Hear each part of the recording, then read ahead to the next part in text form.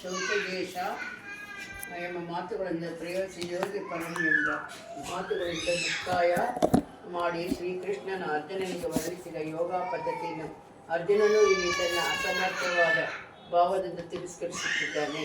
ಈ ಕಲಿಯುಗದಲ್ಲಿ ಸಾಮಾನ್ಯ ಮನುಷ್ಯರು ಯೋಗಾಭ್ಯಾಸಕ್ಕಾಗಿ ಮನೆಯನ್ನು ಬಿಟ್ಟು ಬೆಟ್ಟಗಳ ನಡುವೆ ಅಥವಾ ಕಾಡಿನಲ್ಲಿ ಏಕಾಂತ ಸ್ಥಳಕ್ಕೆ ಹೋಗುವುದು ಸಾಧ್ಯವಿಲ್ಲ. ಅಲ್ಪಾಯುಷಿನ ಬದುಕಿಗೋಸ್ಕರ ಕಠಿಣ ಹೋರಾಟಗಳು ಈಗಿನ ಯೋಗದ ಲಕ್ಷಣ. ಸರಳವಾದ ಕಾರ್ಯ ಸಾಧ್ಯವಾದ ವಿಧಾನಗಳಿಂದ ಆತ್ಮಸಾಕ್ಷಾತ್ಕಾರ ಪಡೆಯುವ ವಿಷಯದಲ್ಲಿ ಜನರಿಗೆ ಗಂಭೀರ ಆಸಕ್ತಿ ಇಲ್ಲ. ಇನ್ನು ಜೀವನ ವಿಧಾನ, ಆಸನದ ರೀತಿ, ಸ್ಥಳದ ಆಯ್ಕೆ ಮತ್ತು ಐಹಿಕ ಚಟುವಟಿಕೆಗಳಿಂದ ಮನಸ್ಸನ್ನು ದೂರ ಮಾಡುವುದು ಇವೆಲ್ಲವೂ ನಿಯಂತ್ರಿಸಿದ ಈ ಕಷ್ಟ ಸಾಧ್ಯವಾದ ಯೋಗ ಪದ್ಧತಿಯನ್ನು ಕುರಿತು ಹೇಳುವುದೇನು? ಹಲವು ರೀತಿಗಳಲ್ಲಿ ಅರ್ಜುನನಿಗೆ ಅನುಕೂಲಗಳೇ ಇದ್ದರೂ ಪ್ರಾಯೋಗಿಕವಾಗಿ ಮನುಷ್ಯನಾಗಿ ಅವನು ಈ ಯೋಗ ಪದ್ಧತಿಯನ್ನು ಅನುಸರಿಸಲು ಸಾಧ್ಯವಿಲ್ಲ ಎಂದು ಯೋಚಿಸಿದನು. ಆತನು ರಾಜವಂಶಕ್ಕೆ ಸೇರಿದವನು ಮತ್ತು ಹಲವು ಗುಣಗಳಲ್ಲಿ ಶ್ರೇಷ್ಠನು. ಅವನು ಮಹಾಯೋಧ ಮತ್ತು ದೀರ್ಘಾಯುಷಿ. ಎಲ್ಲಕ್ಕಿಂತಲೂ ಅವನು ದೇವತಾ ಪರಮಪುರುಷ ಶ್ರೀಕೃಷ್ಣನ ಅತ್ಯಂತ ಆತ್ಮೀಯ ಸ್ನೇಹಿತ. 5,000 ವರ್ಷಗಳ ಹಿಂದೆ ಅರ್ಜುನನಿಗೆ ಈಗ ನಮಗೆ ಇರುವುದಕ್ಕಿಂತ ಹೆಚ್ಚಿನ ಸೌಲಭ್ಯಗಳಿದ್ದವು. ಆದರೂ ಅವನು ಈ ಯೋಗ ಪದ್ಧತಿಯನ್ನು ತಿರಸ್ಕರಿಸಿದ. ವಾಸ್ತವವಾಗಿ ಅವನು ಇದನ್ನು ಅನುಷ್ಠಾನ ಮಾಡಿದ್ದನ್ನು ಚರಿತ್ರೆಯಲ್ಲಿ ಎಲ್ಲೂ ನಾವು ಕಾಣುವುದಿಲ್ಲ. ಆದುದರಿಂದ ಈ ಕಲಿಯುಗದಲ್ಲಿ ಸಾಮಾನ್ಯ ಪದ್ಧತಿಯನ್ನು ಕಾರ್ಯಸಾಧವಲ್ಲ ಎಂದು ಭಾವಿಸಲಾಗಿದೆ.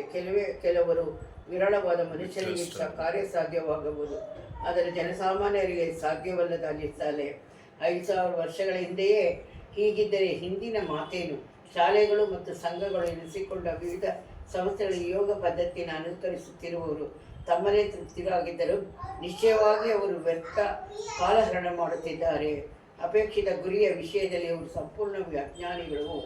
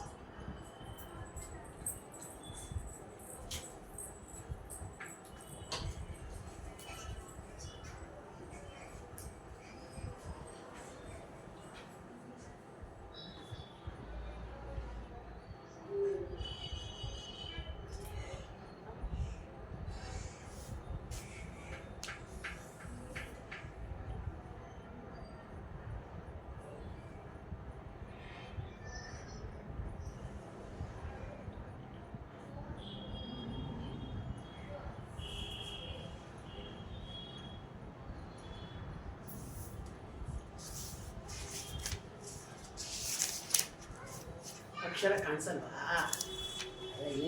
ಕಾಣಿಸ್ತದೆ. ನಾನು ರೆಡಿ ಮಾಡ್ಕೊತಾ ಇದ್ದೆ.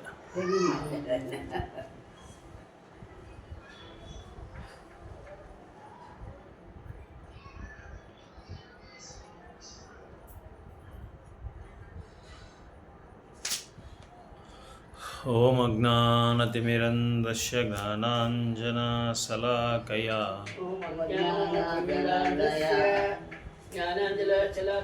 ಚಕ್ಷುರುನ್ಮಿಲಿತಂ ಯೇನ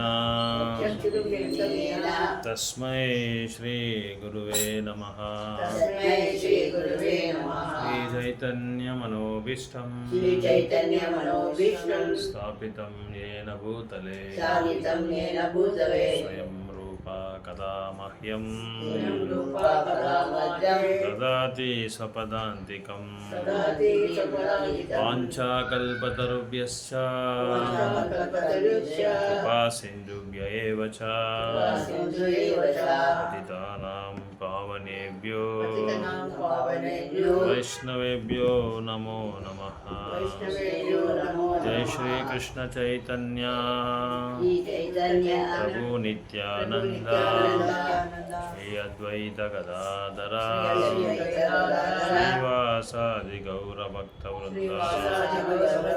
ಹರೇ ಕೃಷ್ಣ ಕೃಷ್ಣ ಕೃಷ್ಣ ಹರೇ ಹರೇ ರಾಮ ಹರೇ ರಾಮ ರಾಮ ರಾಮ ಹರೇ ಹರೇ.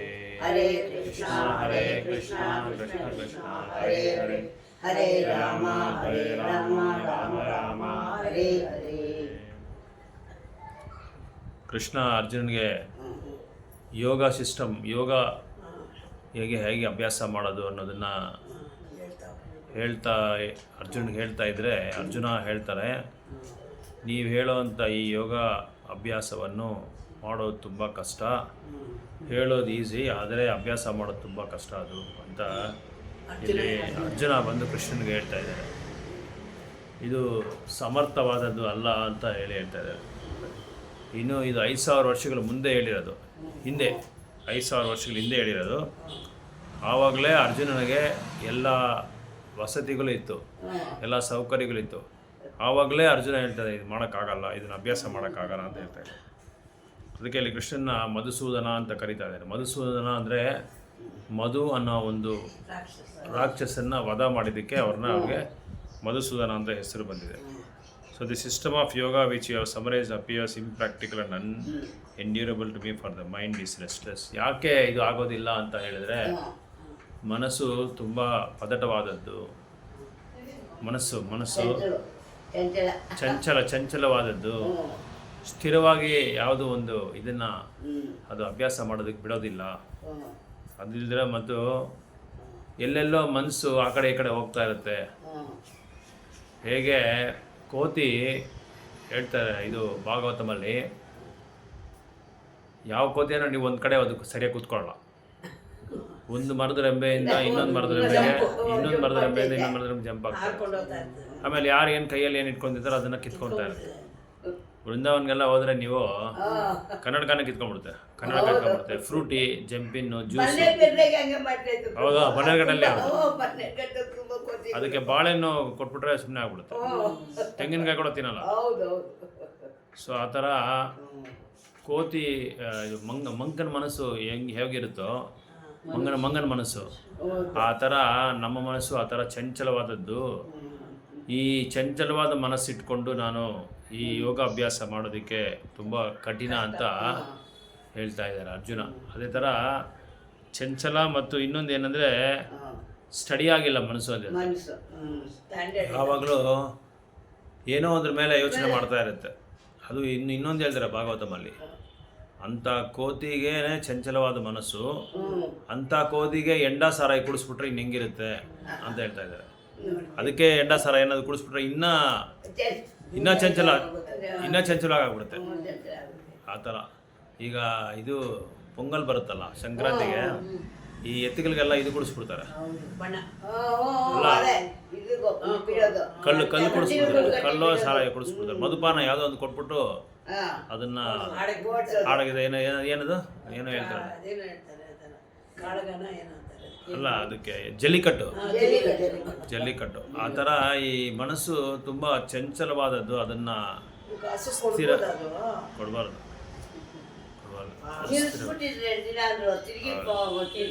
ಸ್ಟಾರ್ಟ್ ಮಾಡೋದು, ಅದು ಸ್ಥಿರವಾಗಿ ಇಟ್ಕೊಳ್ಳೋಕ್ಕಾಗಲ್ಲ ಮನಸ್ಸನ್ನ ಅಂತ ಹೇಳ್ತಾರೆ. ಯಾಕೆ ಮನಸ್ಸು ಏನು ಮಾಡಿದೆ ಅಂದರೆ, ಏನು ಅದ್ರ ಮನಸ್ಸಿನ ಸ್ವಭಾವ ಏನು ಅಂದರೆ, ಸ್ವಭಾವ ಯಾವುದೋ ಒಂದು ನೋಡ್ತಾ ಇರುತ್ತೆ, ಯಾವುದೋ ಒಂದು ಕೇಳ್ತಾ ಇರುತ್ತೆ, ಯಾವುದೋ ಒಂದು ಹೇಳ್ತಾ ಇರುತ್ತೆ.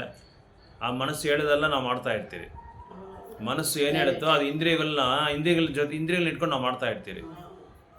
ಯಾಕೆ ಅಂದರೆ ಇಂದ್ರಿಯಗಳಿಗೆ ಪ್ರಭು ಯಾರು ಅಂದರೆ ಮನಸ್ಸು. ಪಂಚೇಂದ್ರಿಯಗಳಿಗೆ ಇದು ಪ್ರಭು ಒಡೆಯ ಬಂದು ಇವರು ಮನಸ್ಸು. ಆದರೆ ಮನಸ್ಸಿಗೆ ಒಡೆಯ ಬಂದು ಬುದ್ಧಿ, ಇಂಟೆಲಿಜೆನ್ಸ್. ಬುದ್ಧಿಗೆ ಯಾರು ಒಡೆಯ ಅಂದರೆ ಆತ್ಮ, ಒಡೆಯರ ಆತ್ಮ. ಈ ಥರ ಹಿಂದೆ ಮನಸ್ಸು ಏನೇನೆಲ್ಲ ಹೇಳುತ್ತೋ ಅದೆಲ್ಲ ಇಂದ್ರಿಯಗಳು ಕೇಳ್ತಾ ಇರುತ್ತೆ. ಅದಕ್ಕೆ ಮನಸ್ಸನ್ನು ಕಂಟ್ರೋಲ್ ಮಾಡಬೇಕು ಅಂತ ಹೇಳಿದ್ರೆ ಬುದ್ಧಿಯಿಂದ ಮಾಡೋಕ್ಕಾಗುತ್ತೆ. ಒಂದೊಂದು ಸಮಯದಲ್ಲಿ ಬುದ್ಧಿ ಹೇಳಿದ್ರೂ ಮನಸ್ಸು ಕೇಳಲ್ಲ, ಮನಸ್ಸು ಕೇಳಲ್ಲ. ಮನಸ್ಸು ನೀನೇನು ಹೇಳೋದು, ನಾನು ಹಂಗೆ ಮಾಡ್ತೀನಿ ಅಂತ ಹೇಳುತ್ತೆ. ಅಲ್ಲಿ ಹೋಗ್ಬೇಡಪ್ಪ ಹಾಳಾಗ್ಬಿಡ್ತೀರಾ ಅಂತ ಹೇಳಿದ್ರೆ ಅಲ್ಲೇ ಹೋಗ್ತಾರೆ. ಆಟ ಆಡೋಕೆ ಹೋಗ್ಬೇಡ್ರಿ, ಕ್ರಿಕೆಟ್ ಆಡೋಕೆ ಹೋಗ್ಬೇಡ್ರಿ, ಇದು ಹೋಮ್ವರ್ಕ್ ಓದ್ರಪ್ಪ ಅಂದರೆ ಮಕ್ಕಳಿಗೆ ಕೇಳಲ್ಲ. ಅದೇ ಕಾಲೇಜ್ ಸ್ಟೂಡೆಂಟ್ಸ್ಗೆ ನೋಡಪ್ಪ ಎಕ್ಸಾಮ್ಸ್ ಹತ್ರ ಬಂತು, ಸ್ವಲ್ಪ ಸೀರಿಯಸ್ ಆಗೋದು, ನಿನಗೆ ಕೆಲಸ ಹುಡುಕ್ಬೇಕಾಗುತ್ತೆ, ಅದಕ್ಕೆ ಒಳ್ಳೆ ಮಾರ್ಕ್ಸ್ ಇದ್ದರೆ ಕೊಡೋದು ಅಂತ ಹೇಳಿದ್ರೆ ಅವನು 4 ಜನ 10 ಜನನ ಕರ್ಕೊಂಡು ಫೋನ್ ಮಾಡಿ ಮೆಸೇಜ್ ಕಳಿಸ್ಬಿಡು ಬಾ ಅಂತ ಹೇಳಿ ಅವನು ಸುತ್ತಕ್ಕೆ ಓಡಾಡೋಕ್ಕೆ ಹೋಗ್ತಾ ಇರ್ತಾನೆ. ಎಲ್ಲಿ ಬೇಕಲ್ಲಿ ಓಡಾಡೋಕೆ ಹೋಗ್ತಾ ಇರ್ತಾನೆ, ಓದೋದಿಲ್ಲ ಸರಿಯಾಗಿ. ಈಗ ಉದಾಹರಣೆಗೆ ಹೇಳೋದು. ಸೊ ಮನಸ್ಸು ಅನುಭವಿಸ್ಬೇಕು ಅಂತ ಮನಸ್ಸಿಗೆ, ಯಾಕಂದರೆ ಮನಸ್ಸಿನ ಸ್ವಭಾವ ಏನಂದರೆ ಕೆಲವನ್ನ ಅದು ಅಂಗೀಕಾರ ಮಾಡುತ್ತೆ, ಕೆಲವನ್ನ ನಿರ್ಲಕ್ಷ್ಯ ಮಾಡುತ್ತೆ. ಇದು ಎರಡು ಮೈನು ನೇಚರ್ ಅದಕ್ಕೆ, ಅದರ ಸ್ವಭಾವ. ಅದಕ್ಕೆ ಯಾವುದು ಬೇಕೋ ಅದನ್ನು ಅವನಿಗೆ ಸಾಧಕವಾಗಿದ್ದರೆ, ನಮಗೆ ಸಾಧಕವಾಗಿದ್ದರೆ, ಅನುಕೂಲವಾಗಿದ್ದರೆ ನಾವು ತೊಗೊತೀರಿ. ನಮ್ಗೆ ಸಂತೋಷ ಕೊಡೋದು, ನಮಗೇನಾದರೂ ಲಾಭ ಇದ್ದರೆ ನಮ್ಮ ಮನಸ್ಸು ಏನು ಮಾಡುತ್ತೆ, ತಗೋಪ್ಪ, ತಗೋ ಅಂತ. ಈಗ ಮೊನ್ನೆ ಇದಕ್ಕೆ ಏನು ಅರ್ವೆಂಟ್ಗಳು, ಇದಕ್ಕೆ ಪರ್ಸೆಗೆ ಎಲ್ಲರೂ ನಿಂತ್ಕೊಳ್ತಾರೆ ಕ್ಯೂನಲ್ಲಿ ಎಲ್ಲರೂ ನಿಂತ್ಕೊಂಡು ಹೋಗುತ್ತೆ. ಮನ್ಸು ಹೇಳ್ತೆ ಫ್ರೀಯಾಗಿ ಬರುತ್ತೆ, ಯಾಕೆ ಬಿಡಬೇಕು, ಹೋಗಿ ತೊಗೊಂಡು. ಎಳ್ನೀರು ಕೊಡ್ತಾ ಇದ್ರು ಮೊನ್ನೆ, ಎಳ್ನೀರು. ಹೋಗಿ ಎಳ್ನೀರು ಯಾಕೆ ಬಿಡಬೇಕು, ಒಂದು ಎಳ್ನೀರು 50 ರೂಪಾಯಿ ಮಾಡ್ತಾ ಇದ್ದಾರೆ, ಯಾಕೆ ಬಿಡ್ಬೇಕು ನಾವು? ಮನೆಯಲ್ಲಿ 4 ಜನ ಇದ್ರೆ 4 ಜನ ನಿಂತ್ಕೊಂಡು 4 ಎಳ್ನೀರು ಬಂತು, 200 ರೂಪಾಯಿ ಬಂತು. ಎಲ್ಲರೂ ಚೆನ್ನಾಗಿ ತಂಪಾಗಿ ಕುಡಿಬೋದು. ಆ ಪ್ಲ್ಯಾನ್ ಮಾಡ್ಕೊಂಡು ಎಲ್ಲರೂ ಏನು ಮಾಡ್ತಾರೆ, ತೊಗೊತಾರೆ. ಮನಸ್ಸು ಹೇಳ್ತದೆ ಆ ಥರ. ಆಮೇಲೆ ಅಲ್ಲ, ಉದಾಹರಣೆಗೆ ಹೇಳ್ತಾರೆ ಆ ಥರ ಮನಸ್ಸು ನಮಗೇನು ಬೇಕೋ, ನಮಗೇನು ಸಂತೋಷ ಕೊಡುತ್ತೋ, ನಮ್ಮ ಇಂದ್ರಿಯಗಳಿಗೆ ಯಾವ ತೃಪ್ತಿ ಕೊಡುತ್ತೋ ಅದನ್ನೋಗಿ ಮಾಡುತ್ತೆ, ಅದನ್ನೋಗಿ ಮಾಡಿಸುತ್ತೆ. ಮನಸ್ಸು ಇಂದ್ರಿಯಗಳ ಹತ್ರ ಮಾಡಿಸುತ್ತೆ. ನಮಗೆ ಯಾವ್ದು ಬೇಡೋ ಅದನ್ನು ಮಾಡಿಸಲ್ಲ. ದೇವಸ್ಥಾನಕ್ಕೆ ಹೋಗಪ್ಪ, 4 ಹಾಡು ಭಗವಂತನ ಕೀರ್ತನೆ ಮಾಡು, ಭಕ್ತರ ಜೊತೆ ಮಾತಾಡು, ಜಪ ಮಾಡು, ಇಲ್ಲ ನಗರ ಸಂಗೀತನ ಮಾಡು, ಇಲ್ಲ ಪುಸ್ತಕ ವಿತರಣೆ ಮಾಡು ಅಂದರೆ ಅದು ಮಾಡಲ್ಲ. ಯಾಕೆ ಮಾಡಲ್ಲ? ನಮ್ಗೆ ಇಷ್ಟ ಇಲ್ಲ ಅದರಲ್ಲಿ ನಮಗೆ ಅಕ್ಕರೆ ಇಲ್ಲ, ಮಾಡಬೇಕು ಅಂತ ಒಂದು ಭಾವನೆ ಇಲ್ಲ.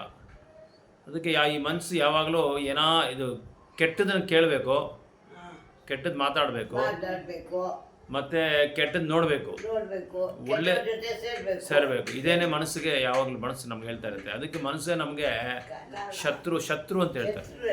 ಶತ್ರು ಯಾರು ಅಂದರೆ ನಮ್ಮ ಮನಸ್ಸೇ. ಮನಸ್ಸೇ ನಮ್ಮನ್ನು ಕೆಟ್ಟ ದಾರಿ ಕರ್ಕೊಂಡು ಹೋಗೋದು. ಒಳ್ಳೆ ದಾರಿ ದೀಪ ತೋರಿಸೋರು ಇದ್ದಾರೆ ಭಕ್ತರು, ಆದರೆ ನಾವು ಅವ್ರ ಜೊತೆಗೆ ಹೋಗಲ್ಲ. ಎಲ್ಲಿ ಮನಸ್ಸು ಹೇಳುತ್ತೋ ಅಲ್ಲಿ ಹೋಗ್ತಾ ಇರುತ್ತೆ ಇಂದ್ರಿಯಗಳು. ಅದಕ್ಕೇನು ಮಾಡಬೇಕು, ನಾವು ಹತೋಟಿನಲ್ಲಿ ಇಟ್ಕೊಬೇಕು. ಅದನ್ನು ಹತೋಟಿಲಿ ಇಟ್ಕೊಬೇಕಂದ್ರೆ ಬುದ್ಧಿನ ಸರಿ ಮಾಡ್ಕೋಬೇಕು. ಬುದ್ಧಿನ ಹೇಗೆ ಸರಿ ಮಾಡ್ಕೊಳ್ಳೋದಂದರೆ ಈ ಥರ ಭಗವಂತನ ನಾಮ ಸಂಕೀರ್ತನ, ಭಗವಂತನ ಕೃಷ್ಣ ಕಥಾ, ಹರಿಕಥಾ ಇದನ್ನೆಲ್ಲ ಕೇಳ್ತಾ ಇರಬೇಕು. ಭಾಗವತಂ ಓದಬೇಕು, ಅದರ ಲೀಲೆಗಳೆಲ್ಲ ಕೇಳಬೇಕು. ಭಕ್ತಿರಸಾಮೃತ ಸಿಂಧು, ಉಪದೇಶಾಮೃತ ಇಂಥ ಪುಸ್ತಕಗಳೆಲ್ಲ ಹೋದರೆ ಭಕ್ತಿನಲ್ಲಿ ನಾವು ಹೇಗೆ ನಾವು ಮುಂದುವರಿಬೋದು, ಯಾವ ಥರ ಭಕ್ತಿ ನಾವು ಮಾಡಬೇಕು, ಯಾವ ಥರ ಭಕ್ತಿ ನಾವು ಮಾಡಬಾರ್ದು, ಇದೆಲ್ಲ ಹೇಳ್ತಾರೆ. ಈಗ ಭಕ್ತಿರಸಾಮೃತ ಸಿಂಧು ತೊಗೊಂಡ್ರೆ ಒಂದು ಶ್ಲೋಕದಲ್ಲಿ ಪದ್ಮಪುರಾಣದಲ್ಲಿ ಒಂದು ಶ್ಲೋಕ ಇದೆ. ಆ ಶ್ಲೋಕನ ತೊಗೊಂಡು ಇಡೀ ಪುಸ್ತಕನೇ ವಿವರಣೆ ಮಾಡಿದ್ದಾರೆ ರೂಪ ಗೋಸ್ವಾಮಿ ಅವರು. ಅನ್ಯ ಅಭಿಲಾಷಿತ ಶೂನ್ಯಂ ಜ್ಞಾನ ಕರ್ಮಾದನಾವೃತಂ ಅನುಕೂಲ್ಯೇನ ಕೃಷ್ಣಾನುಶೀಲನಂ ಭಕ್ತಿ ಉತ್ತಮಂ. ಅನ್ಯ ಅಭಿಲಾಷಿತ ಶೂನ್ಯಂ ಅಂದರೆ ಯಾವ ಥರವಾದ ಭೌತಿಕವಾದ ಆಸೆಗಳು ಇಟ್ಕೋಬಾರ್ದು. ಅದು ಜ್ಞಾನ ಆಗಿರಲಿ ಇಲ್ಲ ಯೋಗ ಆಗಿರಲಿ, ಅದು ಉತ್ತಮವಾದ ಭಕ್ತಿ ಅಲ್ಲ. ಉತ್ತಮವಾದ ಭಕ್ತಿ ಯಾವುದಲ್ಲ ಅಂತ ಫಸ್ಟ್ 2 ಲೈನ್ ಹೇಳ್ತಾ ಇದೆ. ಉತ್ತಮವಾದ ಭಕ್ತಿ ಯಾವುದಲ್ಲ ಅಂದರೆ ಯಾವುದಲ್ಲ ಉತ್ತಮ ಭಕ್ತಿ ಅಲ್ಲ ಅಂದರೆ ಭೌತಿಕ ಆಸೆಗಳು ಯಾವ್ದು ಇಟ್ಕೊಂಡ್ರೆ ಅದು ಉತ್ತಮವಾದ ಭಕ್ತಿ ಅಲ್ಲ. ಈಗ ಮನೆ ಕಟ್ಟೋದು, ಬಂಗ್ಲಾ ಕಟ್ಟೋದು, ಮನೆ ಅಂದರೆ ನಮಗೊಂದು ಮನೆ ಇರಬಹುದು, ಅದಕ್ಕೆ ಅಂದರೆ 4-5 ಮನೆಗಳು ಕಟ್ಟೋದು, ಒಂದು ಮನೆಯಲ್ಲಿ 4-5 ಕಾರ್ ಇಟ್ಕೊಳ್ಳೋದು, 4-5 ಕಾರ್ ಇಟ್ಕೊಳ್ಳೋದು ಒಂದೇ ಮನೆಯಲ್ಲಿ, ದೊಡ್ಡ ಬಂಗ್ಲಾ ಕಟ್ಟೋದು, ಇನ್ನೂ ಸಂಪಾರ್ಸನ ಅಂತ ಹೇಳೋದು. ಇದ್ರೇನು ಇನ್ನೂ ಆಸೆ ಅವ್ರಿಗೆ ಬೆಳೀತಾನೆ ಇರುತ್ತೆ, ಅದು ಮಾಡೋಣ ಇದು ಮಾಡೋಣ ಅಂತ. ಜಾಸ್ತಿ ದುಡ್ಡಿದೆ ರಾಜಕೀಯನಲ್ಲಿ ಹೋಗಿ MLAಗೋ MP ಗೋ ನಿಂತ್ಕೊಳ್ಳೋದು, ಮತ್ತು ಏನು ಮಾಡೋದು, ಸ್ಪೋರ್ಟ್ಸ್ ಆಡೋದು, ಮತ್ತು ಕ್ಲಬ್ಗಳಿಗೆ ಹೋಗೋದು, ಸೇದೋದು, ಕುಡಿಯೋದು, ಇದೆಲ್ಲ ಏನಾಗುತ್ತೆ ಅಂದರೆ ಭೌತಿಕವಾದ ಆಸೆಗಳು. ಸಿನಿಮಾಗಳಿಗೆ ಹೋಗೋದು, ಫಿಲಮ್ ಆ್ಯಕ್ಟರ್ಸ್, ಗ್ಯಾಮ್ಲಿಂಗ್ ಆಡೋದು, ಇದೆಲ್ಲ ಫಿಲಮ್ ಆ್ಯಕ್ಟರ್. ಆಮೇಲೆ ಇದೆಲ್ಲ ಏನಂತಾರೆ ಭೌತಿಕವಾದ ಆಸೆಗಳು. ಇನ್ನೂ ಭೌತಿಕ ಪ್ರಪಂಚದಲ್ಲಿ ನಾನು ಒಳ್ಳೆ ವ್ಯಕ್ತಿ ಆಗಿರಬೇಕು, ನಾನು ಒಳ್ಳೆ ಹೆಸರು ಬರಬೇಕು, ನನಗೆ ಎಲ್ಲರೂ ನನ್ನ ಗುರುತಿಸ್ಬೇಕು, ಹೊಗಳಬೇಕು. ಇದೆಲ್ಲ ಭೌತಿಕವಾದ ಆಸೆಗಳು. ಇದನ್ನೆಲ್ಲ ಇಂಥದ್ದು ಮಾಡಿದ್ರೆ ಉತ್ತಮ ಭಕ್ತಿ ಮಾಡೋಕ್ಕಾಗಲ್ಲ ಅಂತ ಹೇಳ್ತಾರೆ. ಆಮೇಲೆ ಅನ್ಯ ಅಭಿಲಾಷ ಜ್ಞಾನ ಕರ್ಮಾದ ಅನಾವೃತಂ. ಜ್ಞಾನ ಅಂದರೆ ಜ್ಞಾನಿಗಳು ಏನು ಮಾಡ್ತಾರೆ, ಅವ್ರಿಗೋಸ್ಕರ ಅವರು ಭಗವಂತನ ಏನು ಹೇಳ್ತಾರೆ ಅದನ್ನು ಮಾಡಲ್ಲ.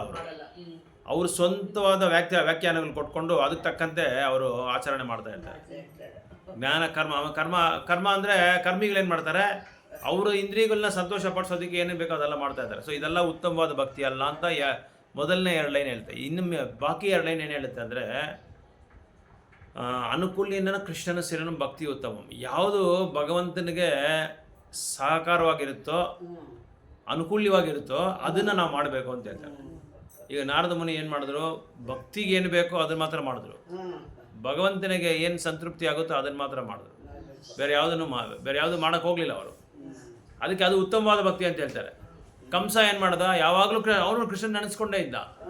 ಬಟ್ ಏನು ಮಾಡ್ದ, ಯಾವಾಗಲೂ ಕೃಷ್ಣನ್ನ ಸಾಯಿಸ್ಬೇಕು, ಕೃಷ್ಣನ್ ಕೊಂದ್ಬಿಡ್ಬೇಕು ಅವನ್ನ, ಕೃಷ್ಣನ. ಆ ಥರ ಅವನು ಯಾವಾಗಲೂ ಕೃಷ್ಣನ್ ಸ್ಮರಣೆ ಮಾಡ್ತಾ ಇದ್ದ. ಆದರೆ ಅನಾನುಕೂಲ್ಯವಾಗಿ ಮಾಡ್ತಾ ಇದ್ದ, ಅನುಕೂಲವಾಗಿ ಮಾಡ್ತಾ ಇಲ್ಲ. ಸೊ ಇಂಥರ ಮನಸ್ಸು ಇಟ್ಕೊಂಡು ನಾನು ಯೋಗ ಮಾಡೋಕ್ಕಾಗಲ್ಲ ಅಂತ ಇಲ್ಲಿ ಅರ್ಜುನ ಹೇಳ್ತಾ ಇದ್ದಾರೆ. ಇಂಥ ಮನಸ್ಸು ಇಟ್ಕೊಂಡು ನಾನು ಒಳ್ಳೆ ನೀವು ಹೇಳೋ ಥರ ಯೋಗನ ನಾನು ಮಾಡೋಕ್ಕಾಗಲ್ಲ. The system of mysticism described by lord Krishna to Arjuna, beginning with the words ಶುಚೌ ದೇಶೆ ಅಂಡ್ ಎಂಡಿಂಗ್ ವಿತ್ ಯೋಗಿ ಪರಮಃ is here being rejected by Arjuna out of feeling of inability. ಇದು ಮಾಡೋಕ್ಕೆ ಸಾಧ್ಯವೇ ಇಲ್ಲ ಅಂತ ಹೇಳ್ತಾ ಇದ್ದಾರೆ. ಇಂಥ ಯೋಗ ನಾನು ಮಾಡೋಕ್ಕೆ ಆಗೋದೇ ಇಲ್ಲ. ಯಾಕಂದರೆ ಯೋಗ ಅಂದರೆ ಇಲ್ಲಿ ಕೂತ್ಕೊಬೇಕು, ಪದ್ಮಾಸನದಲ್ಲಿ ಕೂತ್ಕೋಬೇಕು, ಒಂದು ಕಾಲ ಮೇಲೆ ಕಾಲು ಹಾಕೊಂಡು ಕೂತ್ಕೋಬೇಕು. ಆಮೇಲೆ ಜಿಂಕೆ ತೋಲಿದೆಯಲ್ಲ ಅದನ್ನು ಆರಿಸ್ಕೊಂಡು ಅದ್ರ ಮೇಲೆ ಕೂತ್ಕೊಂಡು ಈ 2 ಕಣ್ಣುಗಳು ಬಂದು ಈ ಮಧ್ಯದಲ್ಲಿರೋ ಇದನ್ನು ಅದ್ರ ಮೇಲೆ ಧ್ಯಾನ ಮಾಡಬೇಕು. ಈ 2 ಕಣ್ಣಿದೆಯಲ್ಲ ಉಬ್ಬನ ಮಧ್ಯದಲ್ಲಿ ಹಂಗೆ ಧ್ಯಾನ ಮಾಡ್ಕೊಂಡಿರ್ಬೇಕು. ಆಮೇಲೆ ಕಾಡಲ್ಲಿ ಹೋಗಿ ಕೂತ್ಕೋಬೇಕು, ಬೆಟ್ಟದ ಹತ್ರ ಹೋಗ್ಬೇಕು, ಯಾರು ಇಲ್ದಿರೋ ಜಾಗದಲ್ಲಿ ಹೋಗ್ಬೇಕು, ಒಂಟ್ರಿಯಾಗಿ ಹೋಗೋದು. ಒಂಟ್ರಿಯಾಗಿ ಏನು ಹೇಳೋದು ಅದಕ್ಕೆ, ತನಿಯಾಗಿ ಯಾರು ಇಲ್ದಿರೋ ಜಾಗಕ್ಕೆ ಹೋಗೋದು. ಅಂಥ ಜಾಗಕ್ಕೆ ಹೋಗಿ ಅದೆಲ್ಲ ಮಾಡಬೇಕು. ಸೊ ಕಲಿಯುಗದಲ್ಲಿ ಯಾರು ಎಲ್ದಿರ ಇರ್ತಾರೆ, ಎಲ್ಲ ಕಡೆ ಇರ್ತಾರೆ. ಈಗ ಕಾಡಿಗೆ ಹೋದ್ರೆ ಪ್ರಾಣಿಗಳು ಹೌದು ತೊಂದರೆ ಕಾಟ ಇರುತ್ತೆ. ಮನೆಯಲ್ಲಾದರೆ ಮನುಷ್ಯರು ಕಾಟ, ಮನೆಯಲ್ಲಿ ಇರೋರದೇ ಕಾಟ. ಹೊರಗಡೆ ಎಲ್ಲನ ಹೋಗೋಣ ಅಂದರೆ ಪಬ್ಲಿಕ್ ಕಾಟ. ಬೇರೆ ಜಾಗದಲ್ಲಿ ಕೂತ್ಕೊಂಡ್ರೆ ಗೌರ್ಮೆಂಟ್ ಕಾಟ. ಪಾರ್ಕಲ್ಲಿ ಕೂತ್ಕೊಂಡ್ರೆ ಅವ್ರು ಯಾರೋ ಬರ್ತಾ ಇರ್ತಾರೆ, ಬೇರೆ ಕಡೆ ಕೂತ್ಕೊಂಡ್ರೆ ಇವ್ರು ಅಲ್ಲಿ ಕೂತ್ಕೊಂಡ್ಬೇಡ. ಸೊ ಈ ಥರ ಇಂಥ ಯೋಗಾಭ್ಯಾಸನ ನಾವು ಮಾಡೋಕ್ಕೆ ಸಾಧ್ಯವೇ ಇಲ್ಲ. ಇದೆಲ್ಲ ಈಗ ಕಾಡಲ್ಲಿ ಹೋಗೋಕ್ಕಾಗಲ್ಲ, ಕಾಡಲ್ಲಿ ಕೂತ್ಕೊಳ್ಳೋಕ್ಕೂ ಆಗಲ್ಲ ಅಂತ ಇದರಲ್ಲಿ ಇವಾಗ ಯಾವುದು. ಯಾಕಂದರೆ ಕಾಡಲ್ಲಿ ಕೂತ್ಕೊಳ್ಳೋಕ್ಕೆ ಆ ಕಾಲದಲ್ಲಿ ಏನು ಮಾಡ್ತಾರೆ ಅಂದರೆ, ರಾಜರು ಧ್ಯಾನ ಮಾಡೋರಿಗೆ, ತಪಸ್ಸೆ ಮಾಡೋರಿಗೆ, ಭಕ್ತಿ ಮಾಡೋರಿಗೆ ಅವ್ರಿಗೆ ರಕ್ಷಣೆ ಕೊಡ್ತಾ ಇದ್ದಾರೆ. ರಕ್ಷಣೆ ಕೊಡ್ತಾ ಇದ್ದಾರೆ. ಅದಕ್ಕೆ ರಾಮಾಯಣದಲ್ಲಿ ವಿಶ್ವಾಮಿತ್ರರು ಇವ್ರ ಹತ್ರ, ಯಾರು ದಶರಥ ಮಹಾರಾಜ ಹತ್ರ ಬಂದು ಇವರಿಬ್ಬರನ್ನು ಕರ್ಕೊಂಡು ಹೋದ್ರು. ರಾಮ ಲಕ್ಷ್ಮಣ ಕರ್ಕೊಂಡು ಹೋದ್ರು. ನಾವು ಸರಿಯಾಗಿ ಇದು ಮಾಡೋಕ್ಕಾಗ್ತಾ ಇಲ್ಲ, ತಪಸ್ಸೆ ಮಾಡೋಕ್ಕಾಗ್ತಾ ಇಲ್ಲ. ಯಾರು ವಿಶ್ವಾಮಿತ್ರ ತಾನೆ, ಆ ವಿಶ್ವಾಮಿತ್ರ ಸರಿಯಾಗಿ ತಪಸ್ಸು ಮಾಡೋಕ್ಕಾಗ್ತಾ ಇಲ್ಲ. ದುರ್ವಾಸಮನ ವಿಶ್ವಾಮಿತ್ರ ಕರ್ಕೊಂಡು ವಿಶ್ವಾಮಿತ್ರ ಅನ್ಕೊಂತೀನಿ.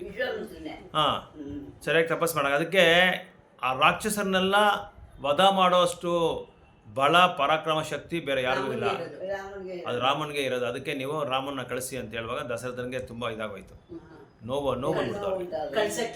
ಕಳ್ಸಕ್ಕೆ ಮನಸ್ಸಿಲ್ಲ. ಏನು ನಾನೇ ಬರ್ತೀನಿ ಬೇಕಾದ್ರೆ, ನನ್ನ ಮಗನ ಮಾತ್ರ ಕರಿಬೇಡ. ಆಮೇಲೆ ಅವ್ರ ಕಡೆ ಅವರ ಮಂತ್ರಿ ಇದ್ರಲ್ಲ, ಅವ್ರ ಹೆಸರೇನು ಏನು ಮರ್ತೋಗ್ಬಿಟ್ಟಪ್ಪ, ಅವ್ರ ಮಂತ್ರಿ ಹೆಸರು ದಶರಥನ ಪಕ್ಕದಲ್ಲಿ ಒಬ್ಬರು ಮಂತ್ರಿ ಹೆಸರು ಮರ್ತೋಗ್ಬಿಟ್ಟೆ. ಅವರು ಋಷಿನೇ. ಅವ್ರು ಹೇಳ್ತಾರೆ, ವಸಿಷ್ಠರು ಕರೆಕ್ಟ್, ವಸಿಷ್ಠ ಮುನಿ. ಆ ವಸಿಷ್ಠರು ಹೇಳ್ತಾರೆ, ನೀನು ಧೈರ್ಯವಾಗಿ, ವಸಿಷ್ಠ ಇರ್ಬೋದು ಅನ್ಕೊಂತೀನಿ, ನೀವು ಧೈರ್ಯವಾಗಿ ಕಳಿಸಿ, ಅದ್ರ ಬಗ್ಗೆ ಏನು ಚಿಂತೆ ಬೀಳ್ಬೇಡಿ. ರಾಮನ್ ನೀವು ಅಂದ್ಕೊಳ್ಳೋಷ್ಟು ಇದಲ್ಲ. ಅವ್ರು ಎಂಥದ್ದು ಯಾವುದನ್ನು ಬೇಕಾದರೂ ಬಗೆಹರಿಸೋಷ್ಟು ಶಕ್ತಿ ಅವ್ರ ಹತ್ರ ಇದೆ. ಅವ್ರು ಸಾಧಾರಣವಾದ ವ್ಯಕ್ತಿ ಅಲ್ಲ ಅವರು. ಯಾಕಂದ್ರೆ ವಸಿಷ್ಠರು ಗೊತ್ತು, ಅವರು ದೈವೋತ್ತಮ ಪರಮ ಪುರುಷ ಅಂತ ಚೆನ್ನಾಗಿ ಅಲ್ಲ. ವಸಿಷ್ಠರು ಹೇಳ್ತಾರೆ, ದಶರಥರಿಗೆ ಹೇಳ್ತಾರೆ ಕಳಿಸು ಪರವಾಗಿಲ್ಲ ಅಂತ. ಆವಾಗ ಇವರು ಯಾರಾದ್ರೂ ಇವ್ರ ಜೊತೆ ಕಳಿಸ್ತಾರೆ. ಯಾರು ಋಷಿ ವಸಿಷ್ಠರು ಬಂದು ದಶರಥರಿಗೆ ಇದು ಮುಖ್ಯಮಂತ್ರಿ ತರ ಅವರು ದಶರಥರಿಗೆ ಸಮಾಧಾನ ಮಾಡ್ತಾರೆ. ನೀನ್ ಧೈರ್ಯವಾಗಿ ರಾಮ ಲಕ್ಷ್ಮಣನ ಕಳಿಸು. ಯಾರ ಜೊತೆ? ವಿಶ್ವಾಮಿತ್ರ ಜೊತೆ. ಅವ್ರ ಜೊತೆ ನೀವು ಕಳಿಸಿ ಪರವಾಗಿಲ್ಲ ಅಂತ ಕಳಿಸ್ತಾರೆ. ಆವಾಗ ವಿಶ್ವಾಮಿತ್ರ ಅವ್ರು ಕರ್ಕೊಂಡು ಹೋಗ್ತಾ ಇರುವಾಗ ದಾರಿನಲ್ಲಿ ಲೇಟ್ ಆಯಿತು ಅಂತ ಒಂದು ಮರದ ಕಡೆ ಮಲ್ಕೊಂಡಿರ್ತಾರೆ. ಆವಾಗ ಕೌಸಲ್ಯ ಸುಪ್ರಭಾತ ಮಾಡೋದು, ಅವ್ರನ್ನ ಎಬ್ಸೋದಿಕ್ಕೆ. ಹೆಂಗಪ್ಪ ಎಬ್ಸೋದಿ ಇವ್ರನ್ನ ಅಂತ ಹೇಳ್ಬಿಟ್ಟು ಅವ್ರನ್ನ ವಿಶ್ವಾಮಿತ್ರ. ಅದೇ ಇವಾಗ ಎಲ್ಲ ದೇವಸ್ಥಾನದಲ್ಲಿ ಬೆಳಗ್ಗೆ ಹೊತ್ತು ರಾಮನ್ನ ಎಬ್ಸೋದಿಕ್ಕೆ ಆ ಹಾಡು ಹಾಡೋದು ಅದನ್ನು, ಅದು ಇದು ಭಕ್ತಿಗೀತೆ ಹಾಡೋದು, ಸುಪ್ರಭಾತ. ಸೊ ಈ ಥರ ಅಲ್ಲಿ ವಿಶ್ವಾಮಿತ್ರ ಕರ್ಕೊಂಡು ಹೋಗುವಾಗ ಅಲ್ಲಿ ಎಷ್ಟೋ ಇದು ನೂರಾರು ರಾಕ್ಷಸರನ್ನೆಲ್ಲ ಸಾಯಿಸ್ತಾರೆ. ಇಲ್ಲಿ ದಂಡಕಾರಣ್ಯ ಅಂತ ಒಂದು ಜಾಗದಲ್ಲಿ 14,000 ರಾಕ್ಷಸರನ್ನ ವಧ ಮಾಡ್ತಾರೆ ರಾಮ ಒಬ್ಬರೇ, ರಾಮರು. ಈ ಥರ ಅದು ಸಾಧ್ಯವಾದ ಇದಲ್ಲ, ಯಾಕಂದರೆ ಆ ಕಾಲದಲ್ಲಿ ರಕ್ಷಣೆ ಕೊಡ್ತಾಯಿದ್ರು, ರಾಜರು ರಕ್ಷಣೆ ಕೊಡ್ತಾಯಿದ್ರು ತಪಸ್ಸೆ ಮಾಡೋದಕ್ಕೆ, ಧ್ಯಾನ ಮಾಡೋದಕ್ಕೆ, ಇದಕ್ಕೆಲ್ಲ ಯಾವುದೇ ಥರವಾದ ಇದು ಬರಬಾರ್ದು ಅವ್ರಿಗೆ, ಅಡಚಣೆ ಬರಬಾರ್ದು. ಅಡಚಣೆ ಬರೆದಿರಂಗೆ ಅವ್ರಿಗೆ ನೋಡ್ಕೊತಾ ಇದ್ರು. ಈಗ ಎಲ್ಲಿ ಮನೆಯಲ್ಲೇ ರಕ್ಷಣೆ ಇಲ್ಲ, ಆ ಥರ ಆಗಿದೆ. ಎಲ್ಲ ಕಡೆ ಯುದ್ಧ, ಕೆಲಸ ಬರುತ್ತೆ. ಅದೊಂದು ದೇಶನೇ ಒಂದು ಒಬ್ರಿಗೊಬ್ರು ಜಗಳ ಆಡ್ತಾರೆ. ಇರಾನಲ್ಲಿ ಜಗಳ ನಡೀತಾ ಇದೆ, ಇರಾಕ್ ಇರಾನ್ಗೆ ಜಗಳ ನಡೀತಾ ಇದೆ. ಇನ್ನೊಬ್ಬ ಬಂದು ಅವನು ಆ ಕಡೆಯಿಂದ ನಾನು ಇದು ನಂದು ಅಂತಾನೆ, ಈ ಕಡೆ ನಂದು ಅಂತಾನೆ. ಈ ಥರ ಇಲ್ಲ, ಕೆಲಸ ಎಲ್ಲ ಐತೆ. ಅವನು ಇಂಡಿಯನ್ಸ್ಗೆ ಕೊಡೋದಕ್ಕೆ ಏನೇನು ಹಿಂದೆ ಬಿಡ್ತಾ ಇದ್ದಾನೆ, ಅವನ್ನೆಲ್ಲ ವಾಪಸ್ ಕಳ್ಸಕ್ಕೆ ನೋಡ್ತಾ ಇದ್ದಾನೆ, ಟ್ರೈ ಮಾಡ್ತಾ ಇದ್ದಾನೆ. ಅದೆಲ್ಲ ಕರೆಕ್ಟ್ ಇಲ್ಲಿಗೆ ಮಾತಾಡ್ಬಿಟ್ರು, ಅಗ್ರಿಮೆಂಟ್ ಹಾಕ್ಕೊಂಡು ಮಾತಾಡಿ ಏನೋ ಮಾಡ್ತಾ ಇದ್ದಾರೆ. ಮೋದಿ ಎಲ್ಲ ಅದನ್ನು ಕರೆಕ್ಟ್ ಮಾಡಿದ್ದಾರೆ. ಇದೆಲ್ಲ ಯಾಕೆ ಹೇಳ್ತೀನಿ ಅಂತ ಹೇಳ್ತಾ ಇದ್ರೆ, ರಕ್ಷಣೆ ಕೊಡೋ ಕ್ಷತ್ರಿಯಗಳೇ ಬಂದು ಈಗ ಏನಾಗಿದ್ದಾರೆ ಅಂದರೆ ಹಸುರಾಗ್ಬಿಟ್ಟಿದ್ದಾರೆ, ರಾಕ್ಷಸರಾಗ್ಬಿಟ್ಟಿದ್ದಾರೆ. ಈಗ ಅಮೇರಿಕ ಅವನು ಎಲ್ಲ ದೇಶ ನನಗೆ ಇರಲಿ ಅಂತಾನೆ, ಚೈನಾ ಅವನು ನಂದೇ ಎಲ್ಲ ದೇಶ ಅಂತಾನೆ, ರಷ್ಯಾ ಅವನು ನಂದೇ ಎಲ್ಲ ದೇಶ ಅಂತಾನೆ. ಈ ಥರ ಏನು ಮಾಡ್ತಾ ಇದ್ದಾರೆ ಅಂದರೆ, ಒಬ್ಬರೊಬ್ಬರು ನಾನೇ ಪರಿಪಾಲನೆ ಮಾಡಬೇಕು, ಹಿಟ್ಲರ್ ಥರ ನಾನೇ ಪರಿಪಾಲನೆ ಮಾಡಬೇಕು, ನಾನೇ ಪ್ರಪಂಚನೆಲ್ಲ ನಾನೇ ರೂಲ್ ಮಾಡಬೇಕು. ಇವನು ರಾವಣಾಸುರು, ಹಿರಣ್ಯಕಶಿಪು ಹೆಂಗೆ ಆ ಥರ. ಅವನು ಇರಾನಲ್ಲಿ ನೋಡಿ, ಅವನು ಈ ಅವನ್ನ ಸುಟ್ಟು ಕೊಂದ್ಬಿಟ್ರು ಅವನ್ನ ಬಾಂಬಾಕಿ. 35 ವರ್ಷ ಇದ್ದಂತೆ ಅವನು ಆ ದೇಶದಲ್ಲಿ, 35 ವರ್ಷ. ಯಾವುದೋ ಒಂದು ಹೆಂಗಸು ಪರ್ದ ಹಾಕ್ಕೊಂಡಿರೋದಕ್ಕೆ, ಅವನ್ನ ಬುರ್ಕಿ ಹಾಕ್ಕೊಂಡಿರೋದಕ್ಕೆ ಅವನೇನು ಮಾಡಿದ್ದಾನೆ, ಅವಳನ್ನ ಕಾರಲ್ಲಿ ಹೋಗ್ತಾ ಇರುವಾಗ ಅವಳನ್ನ ಕಾರಿಂದ ಆಚೆ ಅವಳನ್ನ ತಳ್ಳಿ ಅವಳನ್ನ ಹೊಡೆದು, ಮ್ಯಾಜಿಸ್ಟ್ರೇಟು ಕೋರ್ಟು ಜಡ್ಜಿ ಅವಳನ್ನ ಇದು ರೇಪ್ ಮಾಡಿಬಿಟ್ಟಿದ್ದಾನೆ. ಇದೆಲ್ಲ ಅವನು ಇಂಥದ್ದೆಲ್ಲ ಮಾಡ್ತಾ ಇದ್ದಾನೆ. ಅದಕ್ಕೆ ಅವನು ಸತ್ತೋಗಿದ್ದಕ್ಕೆ ಅವರು ಒಳ್ಳೆ ಹಬ್ಬ ಥರ ಇದು ಮಾಡ್ಕೊತಾ ಇದ್ದಾರೆ ಆ ದೇಶದವರು, ಇರಾನ್ ದೇಶದವರು. 35 ವರ್ಷ ಇದ್ದಂತೆ ಅವನೊಬ್ಬನೇ ಈ ಥರ. ಜಡ್ಜ್ ಆಗಲ್ಲ, ಪ್ರಧಾನಮಂತ್ರಿಯಾಗಿ, ಅಧ್ಯಕ್ಷರಾಗಿ ದೇಶಕ್ಕೆ. ಆ ಜಡ್ಜು ಕೂಡ ಅಂಥ ಜಡ್ಜು ನ್ಯಾಯ ಕೊಡೋನು, ಆ ದೇಶದಲ್ಲಿರೋ ಜಡ್ಜು, ಯಾವುದೋ ಒಬ್ಬ ಜಡ್ಜು, ಅವನು ಆ ಹುಡುಗಿನ ಬಂದು ಇದು ಮಾಡಿದ್ದಾನೆ, ರೇಪ್ ಮಾಡಿದ್ದಾನೆ. ಇದನ್ನೆಲ್ಲ ನೋಡ್ಕೊಂಡು ಸುಮ್ಮನೆ ಇದ್ದಾನೆ ಅವನು, ಪ್ರಧಾನಮಂತ್ರಿ. ಆಕ್ಷನ್ ತಗೊಂಡಿಲ್ಲ. ಏನಕ್ಕೆ ನಾನು ಹೇಳ್ತಾ ಇದ್ದೀನಿ ಅಂದರೆ, ಪ್ರಭುಪಾದ ಅದೇ ಹೇಳೋದು, ಒಬ್ಬ ರಾಜ ಆಗಿರೋನು, ಒಬ್ಬ ಕ್ಷತ್ರಿಯ ಆಗಿರೋನು, ಆ ಕ್ಷತ್ರಿಯದ ಧರ್ಮ ಏನಿದೆಯೋ ಅದನ್ನ ಪಾಲನೆ ಮಾಡಬೇಕು, ಅವನು ಅದನ್ನ ಆಚರಣೆ ಮಾಡಬೇಕು. ಪರಿಪಾಲಿಸಲಿಲ್ಲ. ಯಾಕಂದ್ರೆ ಅವನೇ ಧರ್ಮಿಷ್ಠ ಅಲ್ಲ, ಅವನೇ ಅಧರ್ಮವನ್ನ ಆಚರಣೆ ಮಾಡ್ತಾ ಇರುವಾಗ ಧರ್ಮ ಎಲ್ಲಿ ಬರುತ್ತೆ? ಮಹಾಭಾರತದಲ್ಲಿ ಅದೇ ಹೇಳ್ತಾರೆ, ಯಾರು ಧರ್ಮನ ಹತೋಟದಲ್ಲಿ ಇಟ್ಕೊಂಡಿಲ್ವೋ ಅವ್ರಿಗೆ ಬಂದು ರಕ್ಷಣೆ ಸಿಗಲ್ಲ. ಧರ್ಮನ ಧರ್ಮೋ ರಕ್ಷತಿ. ಧರ್ಮನ ರಕ್ಷಣೆ ಮಾಡೋನು ಧರ್ಮ ಅವ್ರನ್ನ ರಕ್ಷಣೆ ಮಾಡುತ್ತೆ. ಸೊ ಅದೇ ಇಲ್ಲಿ ಪ್ರಭುಪಾದ ಹೇಳ್ತಾ ಇದ್ದಾರೆ, ಈ ಕಲಿಯುಗದಲ್ಲಿ ನಾವು ಕಾಡಿಗೆ ಇದಕ್ಕೆ ಬೆಟ್ಟಕ್ಕೆಲ್ಲ ಹೋಗಿ ತಪಸ್ಸೆ ಮಾಡೋಕ್ಕಾಗಲ್ಲ, ಅಂಥ ಯುಗ ಇದು. ಅದಕ್ಕೆ ಇಲ್ಲಿ ಬಂದು ಇದು ಇನ್ನೊಂದೇನೆಂದರೆ, ಈ ಕಲಿಯುಗದಲ್ಲಿ ನಮ್ಮ ಆಯುಸ್ ಬಂದು ತುಂಬ ಕಮ್ಮಿ, ಅಲ್ಪಾಯುಸ್ಸು, ಕಾಲೇನ ಅಲ್ಪಾಯುಷು ಅಂತ ಹೇಳ್ತಾರೆ.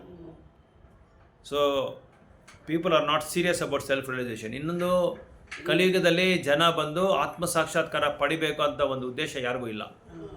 ಅವ್ರಿಗೇನಿದ್ರೇನು ಜನ್ಮ ತಗೊಳ್ಳೋದು, ಆಹಾರ, ನಿದ್ರೆ ಮಾಡೋದು, ಮಕ್ಕಳನ್ನ ಮಾಡ್ಕೊಳ್ಳೋದು, ಆಮೇಲೆ ರಕ್ಷಣೆ ಮಾಡ್ಕೊಳ್ಳೋದು. ಇದು 4 ಮೇಲೆ ಇದೆ ಅವ್ರದ್ದು ಜೀವನ ಎಲ್ಲ. ಅದರ ಮೇಲೆ ಅವರು ಫೋಕಸ್ ಮಾಡ್ತಾ ಇದ್ದಾರೆ, ಅದರ ಮೇಲೆ ಅವರು ಇದು ಗುರಿ ಇಟ್ಕೊಂಡಿದ್ದಾರೆ ತಪ್ಪ ಭಗವಂತನ ಮೇಲೆ ಆತ್ಮ ಸಾಕ್ಷಾತ್ಕಾರ ಮಾಡ್ಕೊಳ್ಳೋಣ, ಭಗವಂತನ ಬಗ್ಗೆ ತಿಳ್ಕೊಳ್ಳೋಣ, ನಮ್ಮ ಬಗ್ಗೆ ತಿಳ್ಕೊಳ್ಳೋಣ, ಆತ್ಮಜ್ಞಾನ ಬಗ್ಗೆ ತಿಳ್ಕೊಳ್ಳೋಣ ಅಂತ ಒಂದು ಉದ್ದೇಶನೇ ಅವ್ರಿಗೆ ಇಲ್ಲ ಅಂತ ಹೇಳ್ತಾ ಇದ್ದಾರೆ. So what to speak of is difficult yoga system which regulates the mode of living, the manner of sitting, selection, place and detachment of the mind from material engagements. ಈ ಥರ ಇರುವಾಗ ಜನ ಬಂದು ಎಲ್ಲಿ ಈ ಒಂದು ಯೋಗ ಅಭ್ಯಾಸನ ಮಾಡ್ತಾರೆ. ಯೋಗಾಭ್ಯಾಸ ಬಗ್ಗೆ ಯಾರು ಮಾತಾಡೋರೇ ಇಲ್ಲ, ಇನ್ನು ಮಾಡೋದೆಲ್ಲಿದೆ, ಮಾತಾಡೋರೇ ಇಲ್ಲ ಅಂತ ಹೇಳ್ತಾರೆ. ಅದೇ ಅಷ್ಟಾಂಗ ಯೋಗ ಬಗ್ಗೆ ಎಲ್ಲ ಹೇಳ್ತಾ ಇದ್ದಾರೆ. ಅಷ್ಟಾಂಗ ಯೋಗ ಅಂದರೆ ಇಲ್ಲಿ ಏನೇನು ಮಾಡಬೇಕಂದ್ರೆ ಯೋಗದಲ್ಲಿ yoga which regulates the mode of living. So ನಮ್ಮ ಜೀವನ ಶೈಲಿನ ನಾವು ಬದಲಾವಣೆ ಮಾಡ್ಕೋಬೇಕು. ಇವಾಗಿರೋ ಜೀವನ ಶೈಲಿ ಇದ್ಕೊಂಡು ನಾವು ಯೋಗ ಮಾಡೋಕ್ಕಾಗಲ್ಲ. So the manner of sitting, ಕೂತ್ಕೊಳ್ಳೋದು ಎಲ್ಲಿ ಕೂತ್ಕೋಬೇಕು ಅನ್ನೋದನ್ನು. ಆಮೇಲೆ the manner of sitting, selection of place, ಅದಕ್ಕೆ ಒಂದು ಇಂಥ ಸ್ಥಳ ಅಂತ ಬಂದು ಅದನ್ನು ಸೆಲೆಕ್ಟ್ ಮಾಡಬೇಕು, ಅದನ್ನು ಆಯ್ಕೆ ಮಾಡ್ಕೋಬೇಕು. ಇಂಥ ಒಳ್ಳೆಯ ಜಾಗ ಅಂತ ಆಯ್ಕೆ ಮಾಡ್ಕೋಬೇಕು. And detachment of the mind. So ಮನಸ್ಸಿಂದ ನಾವು ಹೊರಗಡೆ ಬರಬೇಕು. ಮನಸ್ಸಿಂದ ನಾವು ಹೊರಗಡೆ ಬರಬೇಕು. ಅದ್ರ ಮೇಲೆ ಅಟ್ಯಾಚ್ಮೆಂಟ್ ಇರಬಾರ್ದು ಮನಸ್ಸು ಮೇಲೆ. ಫ್ರಮ್ ಮೆಟೀರಿಯಲ್ ಎಂಗೇಜ್ಮೆಂಟ್ಸ್, ಡಿಟ್ಯಾಚ್ಮೆಂಟ್ ಅಂದರೆ ಮೈಂಡ್ ಬಂದು ಭೌತಿಕವಾದ ಆಸೆಗಳಿಂದ ದೂರ ಮಾಡಬೇಕು. ಯಾರನ್ನ? ಮನಸ್ಸನ್ನ ಯಾವುದೆಲ್ಲ ಭೌತಿಕ ಆಸೆಗಳಿದೆಯೋ ಅದರಿಂದ ನಾವು ದೂರ ಆಗಬೇಕು. ಇದೆಲ್ಲ ಇದ್ರೇ ನಾವು ಯೋಗ ಮಾಡೋಕ್ಕಾಗಲ್ಲ ಅಂತ ಹೇಳ್ತಾರೆ. As a practical man Arjuna thought it was impossible to follow the system of yoga. Arjuna ಏನಂತ ತಿಳ್ಕೊಂಡ್ರು, ಇದು ದಿನಸರಿ ಜೀವನದಲ್ಲಿ ಇದು ಮಾಡೋ ಅಂಥ ಒಂದು ಅಭ್ಯಾಸ ಅಲ್ಲ ಅಂತ ಇಲ್ಲಿ ಅರ್ಜುನ ಹೇಳ್ತಾ ಇದ್ದಾರೆ. So he was favourably endowed in many ways. ಆವಾಗ ಅರ್ಜುನಿಗೆ ಎಲ್ಲ ಥರವಾದ ಸೌಕರ್ಯ ಇತ್ತು. ಅವ್ರು ರಾಜ, ಕ್ಷತ್ರಿಯ, ದೊಡ್ಡ ವೀರ, ಎಲ್ಲ ಸೌಕರ್ಯ ಇತ್ತು. ಆದ್ರೇನು ಅವರು ಮಾಡೋಕ್ಕಾಗಲ್ಲ ಅಂತ ಹೇಳ್ತಾ ಇದ್ದಾರೆ. ಆಗಲೇ ಯಾವಾಗ ದ್ವಾಪರ ಯುಗದಲ್ಲಿ 5,000 ವರ್ಷಗಳ ಮುಂದೆ ಅವರು ಯಾರು ರಾಯಲ್ ಫ್ಯಾಮಿಲಿಗೆ ಸೇರಿದವರು, ಅರಮನೆಯಲ್ಲಿ ಇದ್ದವರು ಅವರೆಲ್ಲ. ಅಫ್ಕೋರ್ಸ್ ಅರ್ಜುನ ಬಂದು ಅವರ ಪಾಂಡವರು ಯಾವಾಗಲೂ ವನವಾಸದಲ್ಲಿ ಇದ್ದರು. ಬಟ್ ಇದ್ರೂ ಮೊದಲು ಆಮೇಲೆ ಅರಮನೆಯಲ್ಲಿ ಇದ್ರಲ್ಲ ಅವರು. ಆಮೇಲೆ ಅರಮನೆಗೆ ಬಂದ್ಬಿಟ್ಟು ರಾಜ್ಯ ಅವ್ರು ಬಂದ್ಬಿಡ್ತಲ್ಲ. and was highly elevated in terms of numerous qualities. He was a great warrior, had a great longevity, and above all he was most intimate. ಅದು ಇಲ್ದಿರ ಭಗವಂತನಿಗೆ ಯಾರು ಅವರು? ಅರ್ಜುನ ಸ್ನೇಹಿತ ಮತ್ತೆ ಭಕ್ತ. ಇಷ್ಟು ಕ್ವಾಲಿಟೀಸ್ ಇಟ್ಕೊಂಡು ಅದೇ ಸಖ ಅಂದರೆ ಸ್ನೇಹಿತ. ಇಷ್ಟು ಕ್ವಾಲಿಟೀಸ್ ಇಟ್ಕೊಂಡು ನನ್ನ ಕೈಲಿ ಆಗಲ್ಲ ಅಂತ ಅರ್ಜುನ ಹೇಳ್ತಾನೆ. ಇನ್ನು ನಮ್ಮ ಕತೆ ನಾವು ಹೇಳಬೇಕಾಗಿದೆ ಇಲ್ಲ. ಸೊ ಅದನ್ನೇ ಹೇಳ್ತಾ ಇದ್ದಾರೆ. So above all he was most intimate. 5,000 years ago Arjuna had much better facilities than we do now. Yet he refused to accept the system. In fact, we do not find any record in history of his practicing it any time. Therefore, the system must be considered generally impossible in this age of Kali. So, ಕಲಿಯುಗದಲ್ಲಿ ಈ ಒಂದು ಅಭ್ಯಾಸ ಮಾಡೋದು, ಯೋಗ ಅಭ್ಯಾಸ ಮಾಡೋದು ತುಂಬ ಕಷ್ಟ ಅಂತ ಹೇಳ್ತಾ ಇದ್ದಾರೆ. Of course it may be possible for some very few rare men, but for the people in general it is an impossible proposal. May be ಕೆಲವು ಜನಗಳಿಗೆ ಅದು ಮಾಡ್ಬೋದು. ಶರೀರಕ್ಕೋಸ್ಕರ ಅದೇ ಅದು ಚಾಂಟಿಂಗು ಕೂತ್ಕೊಂಡು ಬೆಳಗ್ಗೆ ಹೊತ್ತು ಬ್ರಹ್ಮ ಮುಹೂರ್ತದಲ್ಲಿ ಕರೆಕ್ಟಾಗಿ ಅಪರಾಧ ಇಲ್ದಿರ ಅದನ್ನು ಕೇಳ್ತಾ ಮಾಡಿಬಿಟ್ರೆ ಅದರಲ್ಲೇ ಯೋಗ ಬಂದ್ಬಿಡುತ್ತೆ. ಅದೇ ಇಲ್ಲಿ ಈ ಬ್ರೀತಿಂಗ್ ಸಿಸ್ಟಮ್ ಇದೆಯಲ್ಲ, ಶ್ವಾಸ ಮಾಡೋದು, ಅದು ಕರೆಕ್ಟ್ ಆಗಿಬಿಡುತ್ತೆ. ಅದೇ ಕರೆಕ್ಟ್ ಆಗಿಬಿಡುತ್ತೆ. ಯೋಗ ಸಿಸ್ಟಮ್ ಮಾಡೋ ಅವಶ್ಯಕತೆನೇ ಇಲ್ಲ. ಬಟ್ ಜನ ಇವಾಗ ಕೆಲವು ಭಕ್ತರು ಮಾಡ್ತಾರೆ. ಡಿವೋಟೀಸ್ ಯಾಕೆ ಮಾಡ್ತಾರೆ ಅಂದರೆ ಅವ್ರಿಗೇನೋ ಪ್ರಾಬ್ಲಮ್ ಇರುತ್ತೆ, ಅದಕ್ಕೋಸ್ಕರ ಮಾಡ್ತಾರೆ. ಇದು ಕೃಷ್ಣ ಕಾನ್ಷಿಯಸ್ ಪ್ರಾಕ್ಟೀಸ್ ಮಾಡ್ತಾರೆ. ಕೃಷ್ಣ ಕಾನ್ಷಿಯಸ್ ಮೈನಾಗಿ ಪ್ರಾಕ್ಟೀಸ್ ಮಾಡ್ತಾರೆ, ಕೃಷ್ಣ ಪ್ರಜ್ಞೆನ. ಅದು ಇಲ್ದಿರ ಯೋಗ ಅಭ್ಯಾಸ ಏನಕ್ಕೆ ಮಾಡ್ತಾರೆ ಅಂದರೆ ಆ ಇಂಗ್ಲೀಷ್ ಮೆಡಿಸನ್ಸು ಅದು ಇದು ತೊಗೊಳಕ್ಕೆ ಬದಲು, ಹಾಸ್ಪಿಟ್ಲ್ಗೆ ಹೋಗೋಕೆ ಬದಲು ಈ ಯೋಗ ಅಭ್ಯಾಸ ಮಾಡಿಕೊಂಡ್ರೆ, ಶರೀರನ ಸರಿಯಾಗಿ ಇಟ್ಕೊಂಡ್ರೆ ಆತ್ಮಕ್ಕೆ ಸರಿಯಾದ ಇದು ಕೊಡ್ಬೋದು. ಆತ್ಮಗೆ ಸರಿಯಾದ ಆಹಾರ ಕೊಡ್ಬೋದು. ಆಹಾರ ಏನು ಆತ್ಮಗೆ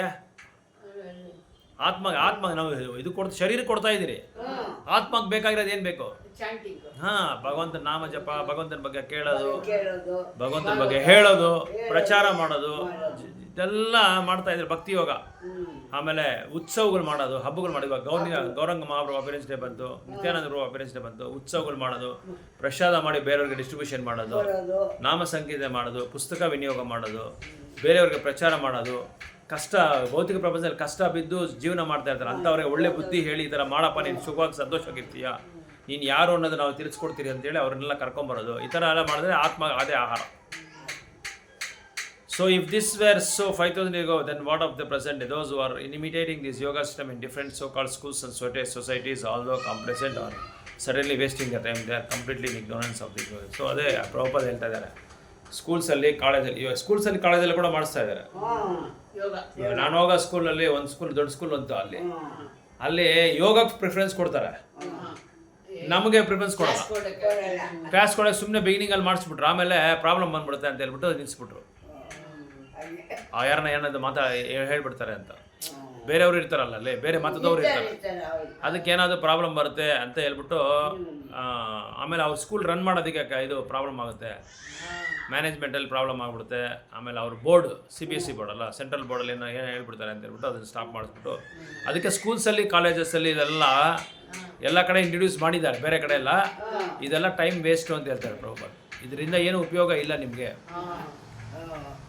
ಮುಖ್ಯವಾಗಿ ಭಗವಂತನ ಎದುರು ನೋಡೋದು ಚೈತನ್ಯ ಮಹಾಪ್ರಭು ಹೇಳಿರೋದೇನು ಅಂದರೆ ನಾಮ ಸಂಕೀರ್ತನ ಒಂದೇ.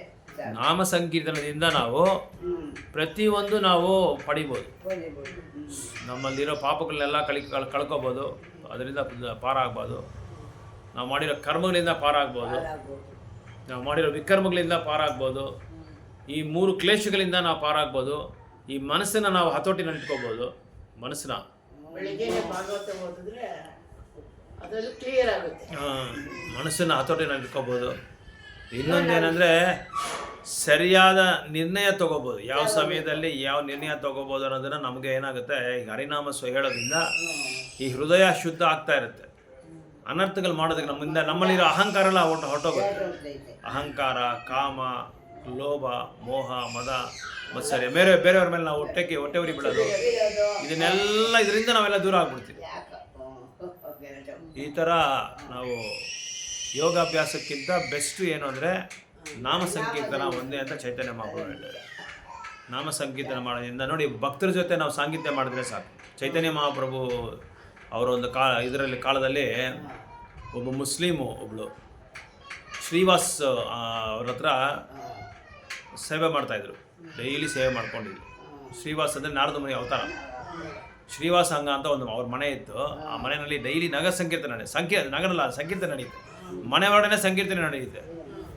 ಆ ಸಂಕೀರ್ತನೆ ನಡೆಯೋಕ್ಕೆ ಶ್ರೀವಾಸ್ಗೆ ಇವರು ಹೆಲ್ಪ್ ಮಾಡ್ತಾಯಿದ್ರು, ಒಂದು ಹೆಂಗಸು, ಮುಸ್ಲಿಂ ಹೆಂಗಸು. ಅವ್ರನ್ನ ಚೈತನ್ಯ ಮಹಾಪ್ರಭು ನೋಡ್ಬಿಟ್ಟು ಅವ್ರಿಗೆ ಆಶೀರ್ವಾದ ಮಾಡಿದ್ರು. ಯಾಕೆ ಅಂತ ಹೇಳಿದ್ರೆ, ನನ್ನ ಭಕ್ತನಿಗೆ, ಶುದ್ಧ ಭಕ್ತನಿಗೆ ಇವರು ಸೇವೆ ಮಾಡ್ತಾ ಇದ್ದಾರೆ, ಅದಕ್ಕೆ ಅವ್ರಿಗೆ ಭಗವಂತನ ಒಂದು ಅನುಗ್ರಹ ಸಿಕ್ತು. ಅದೇ ಥರ ದುಃಖಿ ಅಂತ ಒಂದು ಹೆಂಗಸು ಶ್ರೀವಾಸ್ ಪ್ರಭು ಅವ್ರ ಮನೆಯಲ್ಲಿ ಡೈಲಿ ನೀರು ತೊಗೊಂಬಂದು ಕೊಡ್ತಾಯಿದ್ರು. ಅವ್ರ ಹೆಸರು ದುಃಖಿ ಅಂತ. ದುಃಖಿ ಅಂದರೆ ದುಃಖ, ಯಾವಾಗಲೂ ದುಃಖದಲ್ಲಿರೋರು. ಅವ್ರನ್ನ ಕರೆದು ಏನು ಹೆಸರು ನೀನು ಅಂತ ಕೇಳಿದ್ರು. ದುಃಖಿ ಅಂತ ಹೇಳಿದ್ರು. ಇನ್ಮೇಲೆ ನಿನ್ನ ಹೆಸರು ದುಃಖಿ ಅಲ್ಲ, ಸುಖಿ ಅಂತ ಹೇಳಿದ್ರು. ನೀನು ಯಾವಾಗಲೂ ಸಂತೋಷ ಆಗಿರ್ಬೋದು.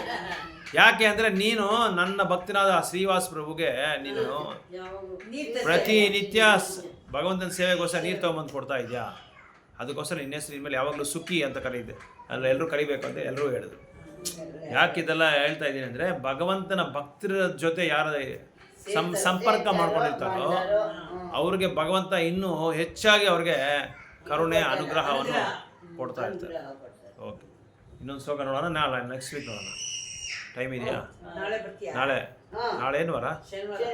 ನಾಳೆ ಬರೋಲ್ಲ, ಭಾನುವಾರ ಬೇಕಾದ್ರೆ ಬರ್ತೀನಿ. ಪರವಾಗಿಲ್ವಾ? ಭಾನುವಾರ ಅದೇ ಭಾನುವಾರ ನಿಮ್ಗೆ ಓಕೆ ಅಂದರೆ ಬರ್ತೀನಿ. ಏನು ಕೆಲಸ ಇರಲ್ಲ, ಬಾ, ಅದು ಕೆಲಸ ಇದ್ರೆ ಬಿಟ್ಬಿಟ್ಟು ಬರ್ತೀವಿ ಅಷ್ಟೇ. Okay, right.